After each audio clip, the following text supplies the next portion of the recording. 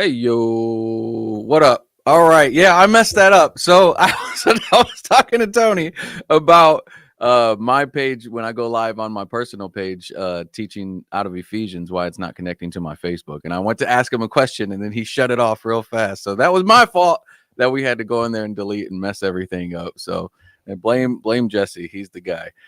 Getting into this today, 2 Samuel chapter 19. We had to skip last week. Let's talk about another thing that's my fault.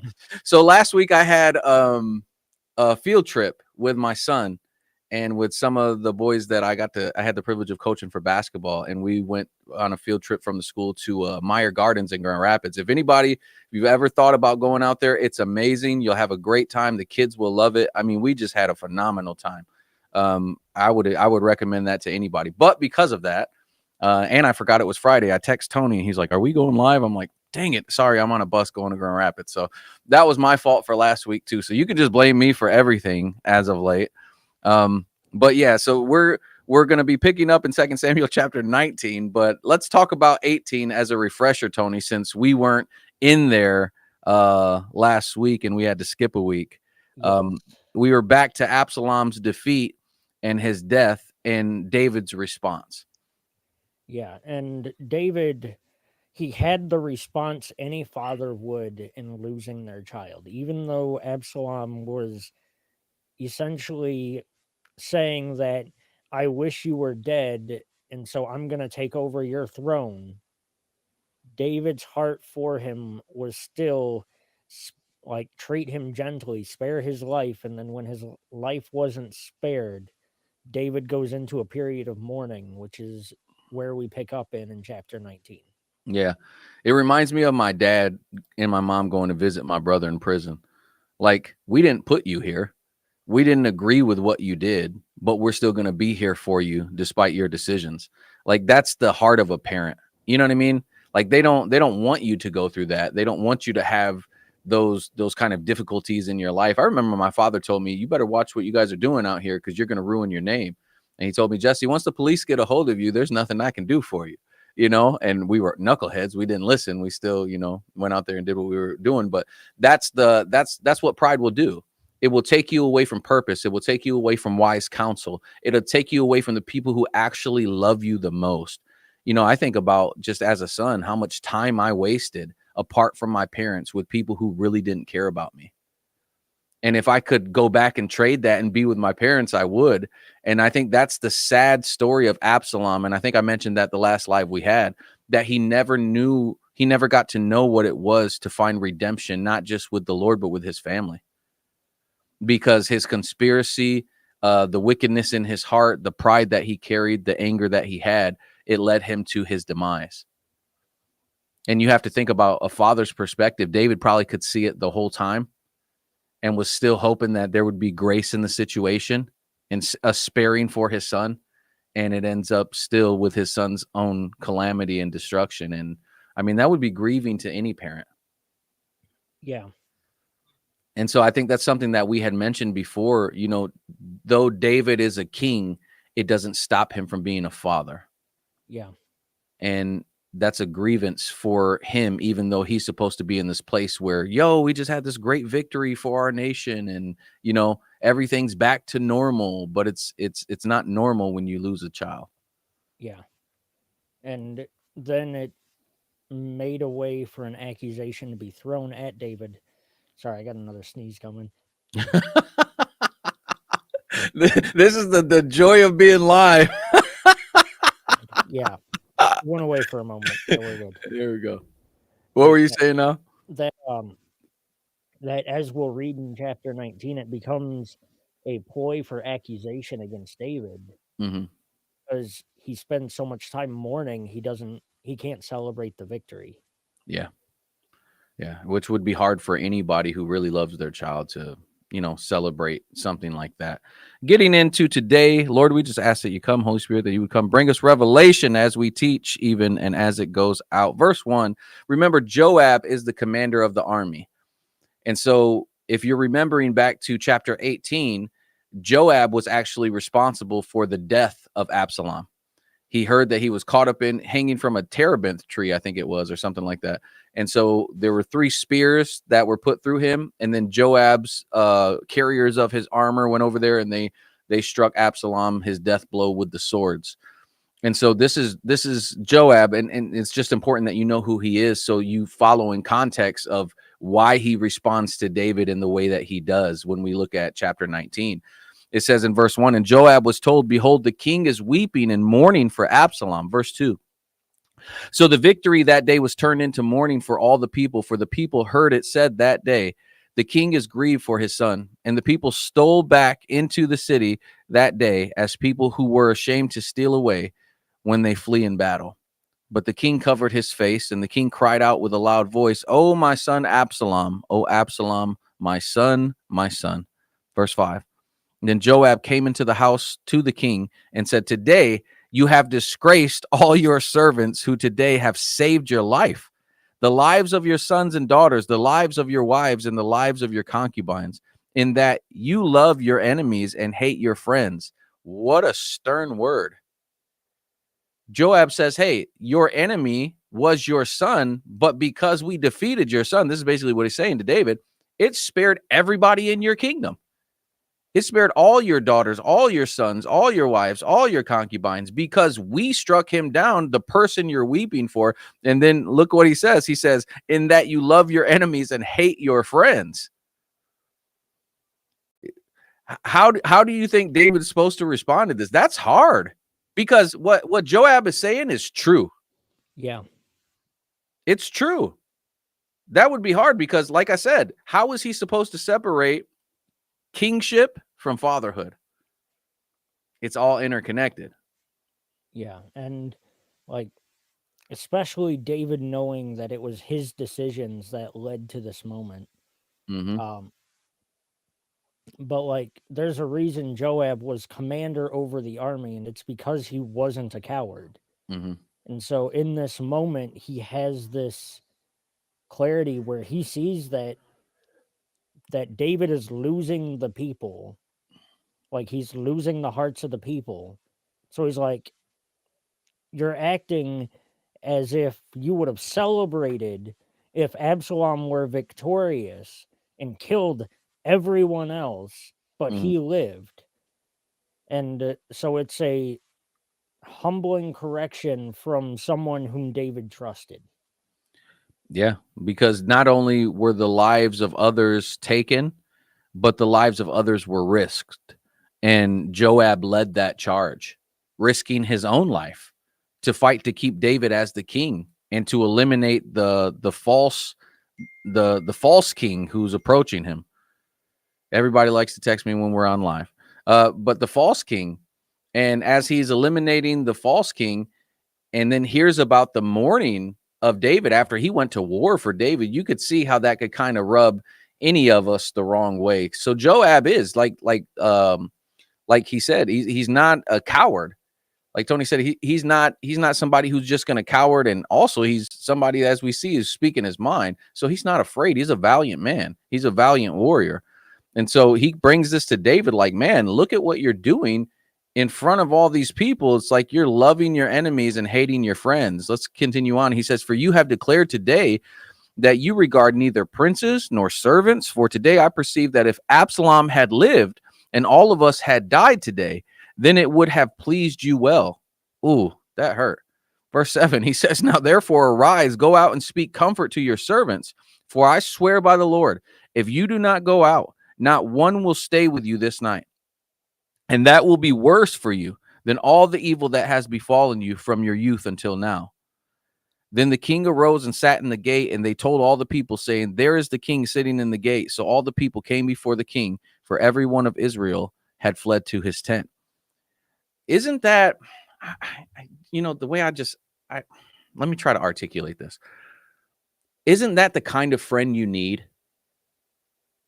When you can't see clearly because you're in your own emotions, you need somebody to come with that stern word of truth and kind of check you and be like, yo, you're not seeing this right. This is not okay. And it's David who could actually have Joab's life taken. Like, don't talk to me like that, right? But David responds by going in front of the people after Joab's rebuke. But that's what a healthy friendship produces. You know what I'm saying? Is that accountability. And you have to have people around you to hold you accountable, because if you don't, it's easy for you to think you're always right. And that happens with so many people. That's why relationships get destroyed sometimes, is because we're not taking in wise counsel or having wise counsel. Or sometimes you have a bunch of yes men around you, which is beneficial to no one, and no one who will challenge you. You know what I'm saying? And so when that challenge comes in love, truth, and devotion, because your loyalty to somebody, it's easily seen and interpreted. And that's why I believe David was so quick to hasten to the word of Joab, even though as the king, he doesn't have to. Yeah. And I think because David, when his kingdom was being established, he surrounded himself with people who would rather be loyal to God than to him. Mm-hmm. That's when, like, moments like this is when it buffers up, and like us as leaders need to surround ourselves with people who would rather be loyal to the Lord than to each other. Mm-hmm. Um, and like the House of David, I don't know if you watched the new episode yet. I started to. My kids got in the way, turned it, but I did. So I didn't Yeah. get to see the whole episode, but I was Well, super excited to watch it. no spoilers, but the whole premise is like in this story that they're telling, Saul has surrounded himself with a bunch of yes men Mm-hmm. who are more loyal to the king than they are to God. And we see here that like Joab stayed loyal to David, even though the people demand, like, even though Absalom won the heart of the people and they made him king and he made himself king, Joab stayed loyal to the one who was anointed by God. Mm-hmm. And it's one of those things where if we don't surround ourselves with people who are more loyal to God than they are to us, then they're never truly loyal to us. Yeah. And sometimes, like in this situation, it takes this to expose what real loyalty in David's kingdom was. He could have thought that people were for him, but when they crossed over the brook and they're leaving Jerusalem, he knew who was with him and who wasn't. Yeah. You know what I mean? And sometimes it's in the hardest situations that we don't want to face. We don't want to go through the storms of life, which really reveals who is actually for you and the people who are there with you and truly believe in you. And Joab, he gives him this rebuke, but it's because he actually believes that he's anointed to be the king. Yeah. He reminds him of his position, because his position isn't for David's treasury, or what I'm saying, for people to think he's just the greatest king ever. His position is to lead the people of Israel and the people that belong to the Lord. And so I think that those are healthy reminders. You might not even like the way that, or somebody out there, the way that Joab put it, but it was necessary. Yeah. You have so many people who are like hippie Christians who just love, we're supposed to love and grace. And sometimes you need a stern word, and you need to know how men need to speak to men. Sometimes it needs to be stern for them to receive it and understand the weightiness of their own decisions and what they're doing, because it has a lasting effect on other people when God has placed us in a place of leadership. And so it reminds us to be healthy, but to also, like you said, I mean, that's key. What you said, Tony, is to keep the right people around you who are more loyal to the Lord than loyal to you, because that matters. Because then truth won't be something that's fleeting from the position. You know what I'm saying? Yeah. It'll be hard for deception or delusion to surround a person in a position of leadership, only because the right counsel is there. Yeah. So that's always important. So David goes before them, and it says, for every one of Israel had fled to the tent. So it's like they're coming back to know that David is there. And in verse 9, here's what it says. Now all the people were in a dispute throughout all the tribes of Israel, saying, the king saved us from the hand of our enemies. He delivered us from the hand of the Philistines. And now he has fled from the land because of Absalom. Verse 10, but Absalom, whom we anointed over us, has died in battle. Now, therefore, why do you say nothing about bringing back the king? So notice this. When a conspiracy went out, when the deception went out, it caused a delusion amongst the people that they could go anoint their own king. Yeah. They could rebel against God and put somebody else in the place that God has placed somebody else in. That's never a good fit, because you're going to end up losing. Pride goes before a fall, and before destruction, a haughty spirit before a fall, right? It was predestined for Absalom to fall if he stayed in that place. But Absalom didn't just try to put himself as a king. He had other people that surrounded him with the wrong counsel to tell him that he was going to be. Yeah. People who were supposed to be loyal to their own tribes, to their own people, and to the kingship of David, they actually said, we don't need God for this. Or they who knows, they could have had false prophecy amongst them to say, well, the Lord saith, you're going to Yeah. be the next king, and begin to speak for God something God isn't saying. And now they're seeing that the fruit of their decisions has come to a halt, and it's exposed the conspiracy, and it's also exposed who they are. Yeah. And like it shows that they're uh essentially fair weather fans of David. Mm-hmm. They're like, "Oh, we followed David when he freed us from the Philistines. But then we went after Absalom, but now that Absalom's dead, let's go back to David." Mm-hmm. And we see like that's the same heart and the same cycle the Israelites have had since the Exodus.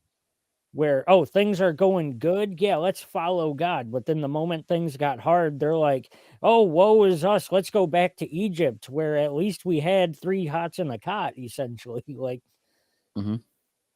Well, that's the reason why, if anybody outside of leadership has ever wondered why leadership has smaller circles, it's because you learn through the process that a lot of times people will turn on you at the drop of a dime. And the same person who was for you today will be against you tomorrow. When they're not in that place of being healthy, or they're being built up, it's like the opinions will run their life more than truth. And so sometimes the protection that you have with wise counsel around you and keeping a smaller circle is to keep you healthy, because then you don't succumb to fear of the people. Like that if we look back at Saul, right? And we compare Saul to David, that was one of Saul's greatest sins. It wasn't so much the sacrifice, you know what I'm saying? It wasn't so much taking the things that he was told not to take, and not eliminating the person he was told to eliminate, as much as it was the fear of the people, obeying the voice of the people more than the voice of the Lord. And that's the worst place for a leader to find himself, is to be in a place where you're in fear of the people, their opinions, and you're people pleasing, because in that place, no matter how graceful we are, we'll always violate the heart of God. And so that's what you see with Moses. Moses is constantly challenged. When we look back at Moses, he's constantly challenged by the word of the people, which is actually an accusation to the Lord. And Moses loses his inheritance in the promised land for the frustration of the people, and he strikes the rock. He wasn't told by the people to strike the rock, but he strikes the rock out of frustration, because these stupid people keep accusing him of everything. And so he loses something that belonged to him because of disobedience to the word of the Lord, which he was supposed to be in right alignment with all of the time. That can happen with anybody. You can get frustrated. You can bend to the will and to the manipulation of other people if you don't guard your heart. If you don't stay in a place where you remain healthy between, this is the primary relationship in our life, is our relationship with the Lord over relationship with anybody else, whether it's inside of the church or outside of the church. It's the Lord who leads, guides, and directs. But sometimes you can fall to pressure and let the wrong people speak into your life. And that's why, that, just to my point, you can see why counsel and leadership sometimes is a smaller circle than what you see in other people's lives, because it becomes a shield, it becomes protection, because sometimes people, they'll throw an accusation just to throw an accusation. yeah, it kind of reminds me of the uh, one of the Roman legions. They had a tactic of like a shield wall Hmm. that they would have like a group of like 12 people. Each of them would have a shield, and they'd like the people in front, their shields would be in front of them. The people on the sides, they'd have the shield on the side. Hmm. and the people in the middle would put their shields overhead.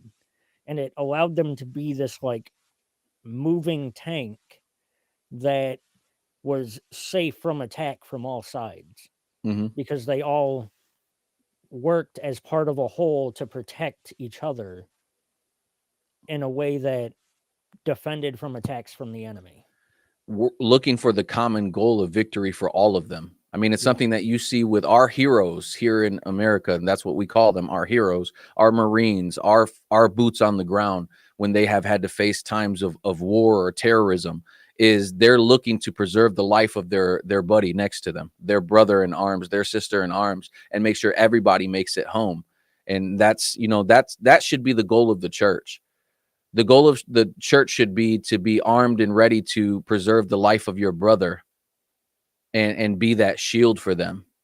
And that should really be our goal, because the Lord doesn't want us to be in disunity or dysfunction or toxicity in our mind, in our heart, or even towards one another. And we should always come back to a place of forgiveness. We should come back to a place of unity and looking to move forward in the Lord's way. And I think sometimes what happens is we get so focused on protecting ourselves, we forget that we're also responsible to be that guard for our brother or for our sister in Christ. And I think everybody's been guilty of it, but I think it's the right time to come back and be like, you know what, this isn't who God's called me to be. You see David in this moment. I don't think there's ever been a more vulnerable moment in David's life that we know from scripture than this moment right here, Yeah. where who he is, his heart, his emotions, everything's exposed to the people that he's king over. Everything. When think about it, when the prophet comes to him in the household, was it Nathan? Yeah. When Nathan comes to him to rebuke him from the Lord, that's in secret counsel. That's not in front of the whole nation. Yeah. But the whole nation in this gets to see David, expose his heart by his actions and what he's doing. And so now there's this question going out: do we return to David? Yeah. Are we going to move back to the house of David? Yeah. So let's keep going. It says so. Sorry. Verse 11. So King David sent to Zadok and Abiathar the priest, saying, speak to the elders of Judah, saying, why are you the last to bring the king back to his house, since the words of all Israel have come to the king, to his very house? You are my brethren, you are my bone and my flesh. Why then are you the last to bring back the king? And say to Amasa, are you not my bone and my flesh? God do so to me and more also, if you are not commander of the army before me continually in place of Joab. So he swayed the hearts of all the men of Judah, just as the heart of one man, so that they sent this word to the king: return you and all your servants. This is just me and how I am. I'm watching The House of David, right, on Amazon. Yeah. And I see the elder of Judah come in to talk to Saul. And it's like it hits me, even though I knew it the whole time. Judah's like the huge tribe. I'm like, what does he care about answering to this dude? But that's the backbone Yeah. of Israel, and the army is the tribe of Judah. Judah's one of the biggest tribes. And it hit me in that moment. I'm like, dang, that I guess that makes sense. What the heck was I thinking? You know what I mean? And so it's the same thing with David. David's calling to his brothers, his brethren, basically, and he's saying, hey, you guys are my backbone, you guys are my flesh. I come from you. Come back and support me. Yeah. And he's like, why is it that even though I'm from the tribe of Judah, you guys are the last ones to re-acknowledge what God's already anointed? Mm-hmm. And it reminds me of when Jesus went back to Nazareth and I he was ends thinking up the same saying thing. and he ends up saying that a prophet has no honor, like prophet has honor except, no, I'm butchering Except his for in word his now. hometown. Yeah. Yeah. And so like it's that same thing where and I was talking to a pastor that he was associate pastor at the church I grew up in the other day. He's now the lead pastor there, the senior pastor. And I asked him, I'm like, how long did it take you to get used to the role, like get used to the title of pastor? Mm-hmm. And he talked about how it was a little bit easier for him because when he was appointed to that position, it was in a new town with new people. And so they didn't know him other than as pastor. Mm-hmm. And so, like, the people he grew up with, there's that disconnect of calling him pastor or seeing him as a pastor because they knew him as, like, in his pre-pastor days. And it's the same thing I think we see with Jesus when he returns to Nazareth is they don't see him as the Messiah, they see him as the carpenter's son. The guy they grew up with. And I think this is what David experiences too. Even though he's been king for like at least 12 years, if not more by this point, they still see him as the shepherd boy from the house of Jesse. Mm-hmm. So, I tell you what, it took me about 2 years to get acclimated. yeah. Not just to the role of pastor, like people calling me pastor, but even it was a culture shock. It was different, moving to the country from the city. Like it's different. The people are different. And now I wouldn't trade it for anything. I love it. But sometimes it does take time for that shift to happen for even you in the natural, even though it's a Yeah. spiritual thing and the Lord is attached to everything. Sometimes it does take time for you to transition. I got a word. I got a message. I got a message from somebody that we did a funeral for her sister, and she sent this to me the other day and just was telling me thank you for being there for her family and everything else. And I thought about that. I said, there's so many times where I get the credit for things that all of us have done because I'm the face of something, or you know what I'm saying? Because people are like the pastor, or I preached the message, but you didn't see the hands behind the scenes. You know what I'm saying? You didn't see the setup of the tables or the preparation of the food or the cleaning of the church and all of that. And that's what I want people to really gather when it comes to like who the church is supposed to be. And I'm not saying we do everything perfect here at the Church Keeler, but one thing that we have focused on is the family dynamic of the body of Christ, of being the hands and feet of Jesus. And there's people who, like, I think of Brindy, like who the last thing she wants to do is be on camera or to be in front of people, but you have no idea how much effort and how much she's poured out for the sake of others in this ministry. And this is what happens is a lot of the times people don't get the credit because everybody looks at the pastor. But when I get those messages of people that are thanking me for what we've done, you know what I mean? And I just always want to praise God for what we've been through together and how we have served. And I think when you come into the ministry and you really see that this is a we mentality and not a me-centered mentality, that you can't do this without your people with you and everybody in unity and moving in the same direction, because the enemy wants nothing more than to sow any type of division in the church, to divide and conquer. But there's so many times where we receive that credit, you know what I mean, for as pastors, for the work of the ministry when it took everybody working in order for us to accomplish the mission. And so it's the same thing that you see here with David. In order for David to stay in the kingdom, there were so many more hands that fought the battle. There were so many more lives that were given. There was so much more servanthood and people who were attached to him staying the anointed of the Lord. And let's just never miss that as leaders. You see this moment where David is exposed, but it brings him back to a humility. Think about this, knowing that some of these guys went against him behind his back and anointed his son to be king in his place, still welcomes them back as his brothers to forgiveness and to say, you know what? I need you guys here. Man, Yeah. if the church could catch that revelation, Tony, we could change the world. Right. Because offense would never be able to separate us anymore.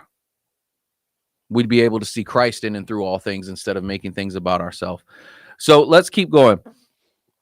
It says, verse 14, so he swayed the hearts of all the men of Judah, just as the heart of one man so that they sent this word to the king: return you and all your servants. Verse 15. Then the king returned and came to the Jordan, and Judah came to Gilgal to go to meet the king, to escort the king across the Jordan. And Shimei, the son of Gera, a Benjamite, who was from Baharim, hurried and came down with the men of Judah to meet King David.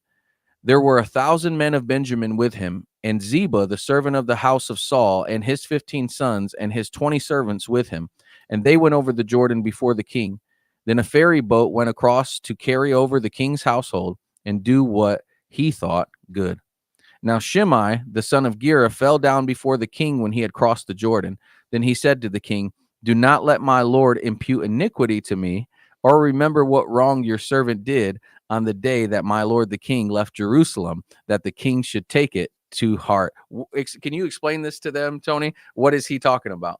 So, in weeks past, when David was fleeing Jerusalem, this guy came out to the bank, to the riverbank, and started throwing accusations at David, saying that he stole the kingdom from Saul and he's getting what he deserves and whatnot. And now that the king is returning, he's kind of changing his confession and his loyalty. And make Wasn't no he mi- throwing rocks too? Yeah, I think so. And they wanted to execute him on the spot. Yeah. And David's like, no, let him alone. Like, let the Lord deal with him. Mm-hmm. And we'll find out as when David transfers the kingdom to Solomon that David does eventually deal with this. Yeah.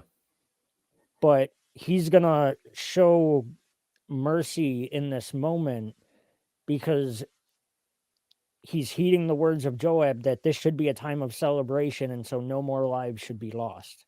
Mm-hmm. Which is wisdom. Yeah. Which is wisdom. But David comes on the back end later on, which we'll see in chapters to come, and he addresses what he doesn't address today. Verse 19. Then he said to the king once again, do not let my lord impute iniquity to me, or remember what wrong your servant did on that day that my lord the king left Jerusalem, that the king should take it to heart. Verse 20. For I, your servant, know that I have sinned. Therefore, excuse me, here I am, the first to come today of all the house of Joseph to go down to meet my lord the king. But Abishai, the son of Zeruiah, answered and said, shall not Shimei be put to death for this, because he cursed the Lord's anointed? Verse 22, which this is something that David took seriously throughout his whole life, was, the Lord's anointed and being the Lord's anointed. But look what he does. He says, and David said, what have I to do with you, son of Zeruiah, that you should be adversaries to me today? Shall any man be put to death today in Israel? For do I not know that today I am king over Israel? Therefore the king said to Shimei, you shall not die. And the king swore to him. David basically said this: we've lost enough people. This was all senseless, and we've lost so many people today. For me to stay in this place of being a king, why would we need to lose one more? That's wisdom. It's grace, of course. It's grace, because my man, he came and cursed the king. Like, they could have cut his head off at any time.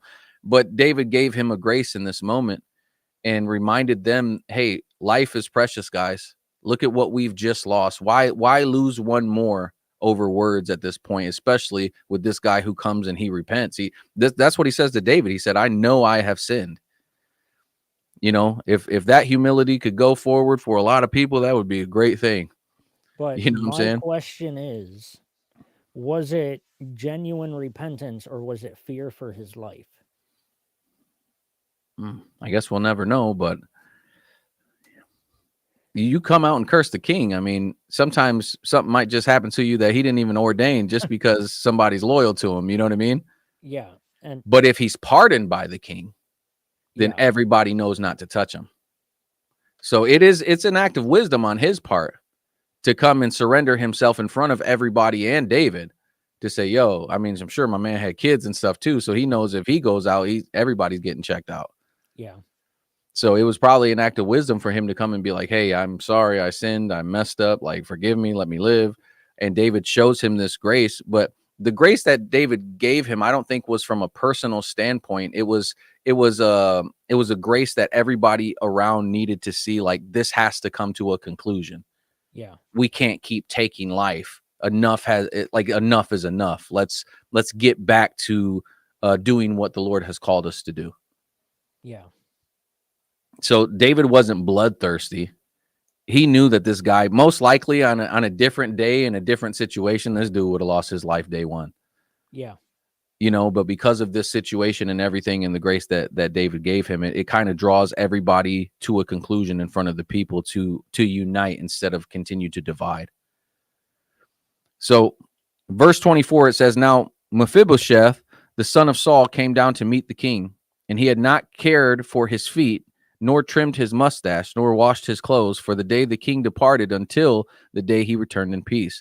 So it was when he had come to Jerusalem to meet the king that the king said to him, why did you not go with me, Mephibosheth? And he answered, my lord, O king, my servant deceived me.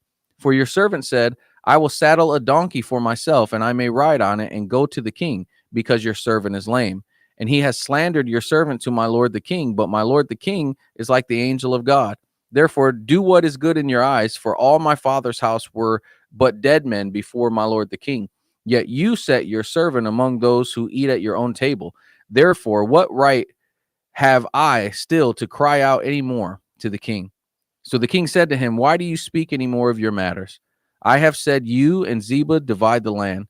Then Mephibosheth said to the king, rather let him take it all, inasmuch as my lord the king has come back in peace to his own house. So remembering who Mephibosheth was Mephibosheth was Jonathan's son, and he was lame in his legs. And when David found out about him, he went and called for him and brought him to his own table to eat as if he was a son of the king. And this dates all the way back to the covenant that David had with Jonathan, that when David would become king, he would show him the kindness of, being there with him as a brother and everything else. We know that Jonathan doesn't make it to that point.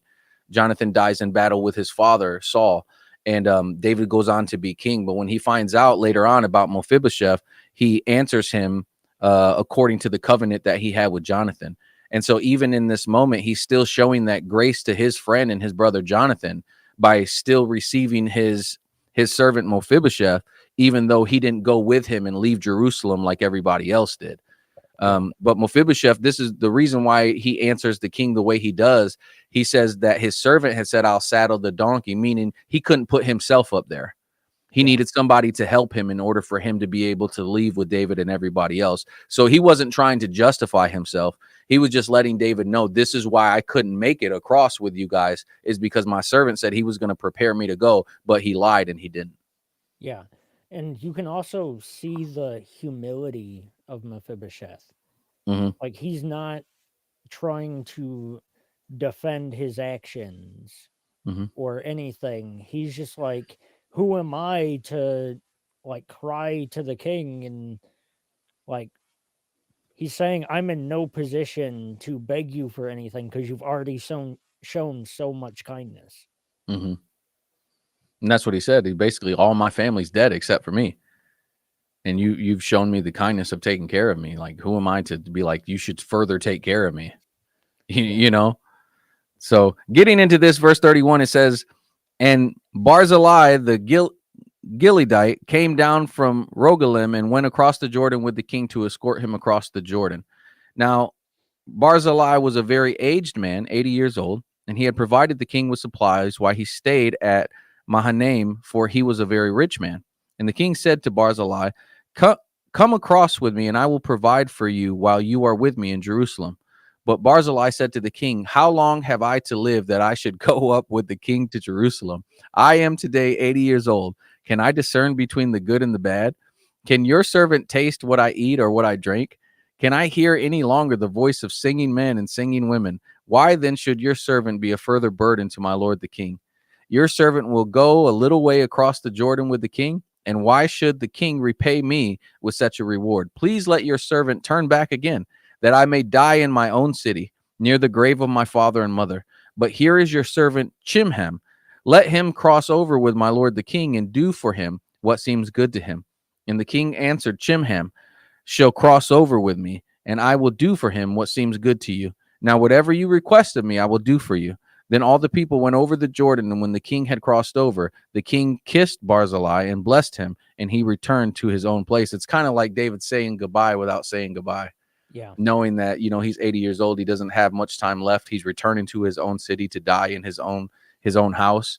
And it's kind of like, thank you for being kind to me. I'm going to treat him kind and, you know, go ahead, go your way. Yeah. And this is something we see with David. David has big emotions. That's a Like good statement. like when he gets angry, he gets angry. Mhm. When he gets sad, he gets sad. Um, and so like we saw with Abigail and Her oh husband, what yeah, was his her name? husband, who's named Nabal. There we go. Uh, we see with him like he's like, "Hey, I took care of your people. Now can you provide for me?" He says no. David's like, "All right, he and all his household are gonna die pretty much." Like that's big emotions. Um, but Yeah, it is the David ball. Yep, you're right. David likes to he blesses those who bless him, Hmm.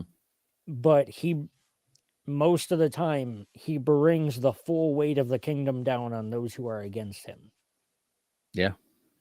with the exception of Shammai until he hands over the kingdom. Hmm. But even though David is a man with big emotions, he's also a man of his word. Hmm. Because as we've seen through David's life, when he makes a promise or a covenant, he upholds it. And so David doesn't do anything about Shammai in his lifetime, but leaves it to his son to handle because Hmm. David made the promise that his life would be spared, but Solomon made no such promise. Yeah. And it, you know what it reminds me of, because you think about David and Saul in context as kings, and I think that's something that you really see from both of them. They have big emotions, Yeah. right? And sometimes people with big emotions, this is like God created you like that. That's how you kind of respond to something, right? But when you have big emotions and small truth, your emotions will always rule and reign your life. Your truth needs to be bigger than your emotions, because then it teaches us how to have self-control and govern by the Spirit of God our emotions and get those things in order. But you know, when we see men in the Bible who we would consider great men like Saul or David, even though, you know, Saul fell and everything else, he was still the first king of Israel. You know, Yeah. there's a place of honor there for Saul. When we look back at their story and their responses and their big emotions, it's exactly what the Apostle Paul says about looking back at the Old Testament as our admonishment. We're not just looking back at what was written, we're also looking at the character of individuals, their responses to God, their responses to the word of the Lord or the prophet of the Lord. And sometimes big emotions got the best of them. And it teaches us to really bring things back into alignment with truth. So our decisions aren't governed by what we feel, and it ends up costing other people. That's kind of what you see with David and Saul in context, where they're very similar in their kingship, is that sometimes they allow their emotions to be bigger than their truth. And it really speaks volumes to you and I today as we serve the Lord, that our truth has to be bigger than our emotions. It admonishes us. It gives us that rebuke for all of us to say, you know what, I'm going to serve the Lord no matter what I feel. I'm going to honor Yeah. the Lord no matter what I feel. I'm going to follow the Lord no matter what I feel, because that's where the substance of faith is found, where you trust God even though sometimes your emotion seems like that's the last thing you can trust, because you're like all over the place. You know what I'm saying? And so it's that admonishment that we have. It speaks to us from their lives of how big the truth of the Lord is supposed to be in our lives, and how it really restrains us from, you know, um, letting the wrong things escape our mouth, letting the wrong things escape our control, because we let the wrong things speak for us. Yeah. So verse 40, let's finish out this chapter. It's a pretty long chapter, Tony. Says the quarrel about the king. Verse 40, now the king went to Gilgal, and Chimham went on with him, and all the people of Judah escorted the king, and also half the people of Israel. Just then all the men of Israel came to the king and said to the king, why have our brethren, the men of Judah, stolen you away and brought the king his household and all David's men with him across the Jordan? So all the men of Judah answered the men of Israel, because the king is a close relative of ours.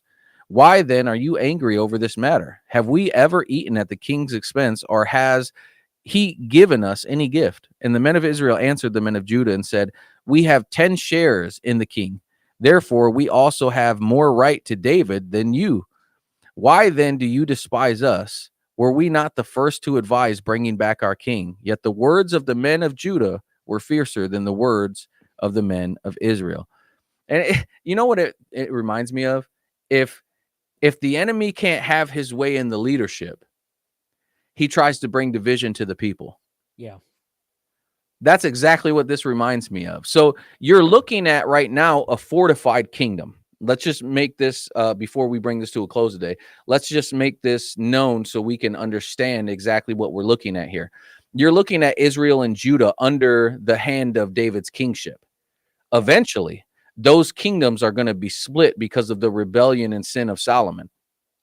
And when those kingdoms get split, then that would make more sense in these conversations like what we're having right now in scripture.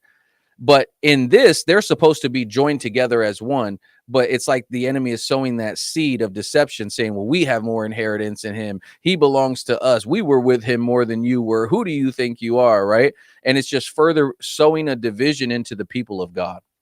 Well, and on top of it, there's an accusation mixed in there too. Because when I was reading over the chapter to get ready for this, I saw the like stole away into the city earlier, and I'm like, I think I know what it means, but let me look it up. And it pretty much means to sneak. Mm. So, like at the top of the chapter, when it says that the people stole away into their own homes, they were just kind of like, okay, we're just going to sneak back to our homes. Let's And pretend like this never happened. yeah, essentially. And then here, the people of Israel are throwing this accusation saying that Judah is essentially conspiring against the rest of the tribes and trying to sneak David back into the kingdom. Mm-hmm. And when these kind of accusations are thrown, then more division is sown. Yeah. Mm-hmm. And that's where we have to come back and realize, you know, what's you know what what's that old country saying, that old hillbilly saying, what's good for the goose is good for the gander. Yeah. Right. That's where they got to realize here, you know, the king that's good for Israel is also the king that's good for Judah.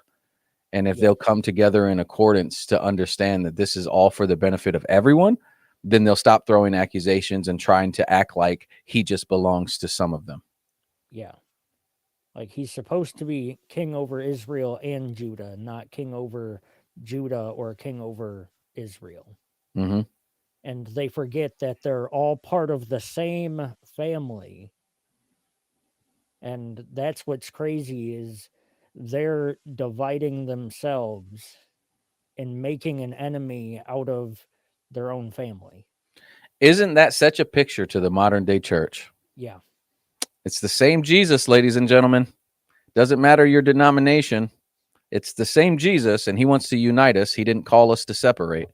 But yet and still, we find reasons to divide on reasons to divide on reasons to divide. Yeah. And then division continues to happen, offense continues to happen. But if we humble ourselves, come back to the Lord, the restoration of our own heart is super important before even the restoration of relationships. Because if you still have a toxic heart without addressing the issues of your heart and go to restore relationships, it's only a matter of time before those things get broken again. You know, God always wants to build the person to be healthy enough to speak into the lives of others. And so it takes us first being able to challenge our own inconsistencies or our own flaws before we start pointing to the speck in somebody else's eye. Yeah. And once we get healthy enough to address it, when we address the speck in somebody else's eye, it's because we love them enough to see them clearly, and that needs to be removed for their sake and not ours. Yeah. So good times, man. Yeah. This was a good word. 2 Samuel, ladies and gentlemen, coming next Friday, chapter 20. I don't think I got another field trip. I think Tony will be here. I think it will be all right. So, hey, thank you guys for tuning in. We hope that you can glean from this and really take in what the Lord speaks to us through his word. I mean, it's just the Old Testament is so amazing if you get into it. It's so enriched with wisdom, and it just speaks to so much revelation, and it connects so many things in the New Testament. I'm always impressed with God when Yeah. I get into the Old Testament. I'm always in awe, just like, man, Lord, you know what you're doing here, right? Yeah.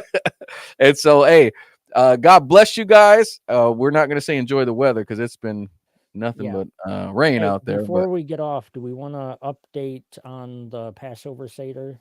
yes, so we, due to circumstances outside of our control, the Passover Seder that we were going to have here this evening is canceled, but we're going to be looking to do that next Friday, and it's going to be a great time. So we invite you guys to come on out, 63627 Territorial Road. We're going to eat some food. It's going to be good. It's going to be some sound teaching, and we're going to celebrate the Passover Seder together as a church family, and everybody is invited. You know what I'm excited about, Tony? Is I've never understand the significance of how those things connect, Yeah. and I remember having a conversation with Sean about how we see, a lot of people see the Passover just from the picture, Yeah. and that's not actually biblically accurate. You know what I'm saying? Yeah. So just you get that insight. I think that's really good stuff, man. I think it's gonna be a good time. But all right, God bless you guys. Hope you have a great day out there today. And we are going to do our best to enjoy this weekend. And it's going to be a good time. So peace out. We'll see you on the next one. Jesus loves you. So do we. Peace.